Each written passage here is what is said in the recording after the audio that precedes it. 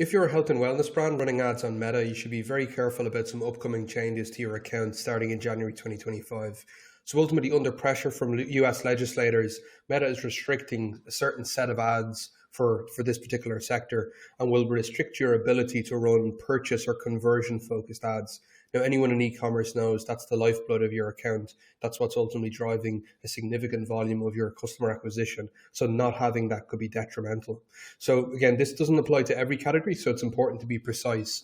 And what they've indicated in their help documentation here and in conversations with Meta reps that seem to back this up, ultimately this is going to be around specific medical conditions or health statuses. So things like arthritis, obesity, Ozempic, stuff like that, amongst the tons of others, and anything that has kind of a provider patient portal that might need to be HIPAA compliant, again, is going to be very likely to be affected. It doesn't look like it will affect you if you're giving more general health benefits, such as kind of talking about energy focused, feel better, stuff like that.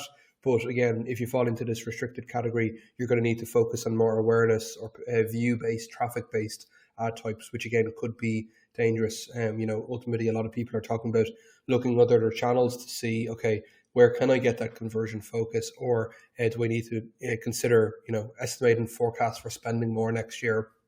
So one of the brands that are potentially going to be heavily affected here is Hims, a men's wellness brand in the US. As a public company, they're kind of seeing a little bit of scrutiny at the moment, or some potential scrutiny in terms of stock price, because again, this is going to be really affected on, this is going to really affect them.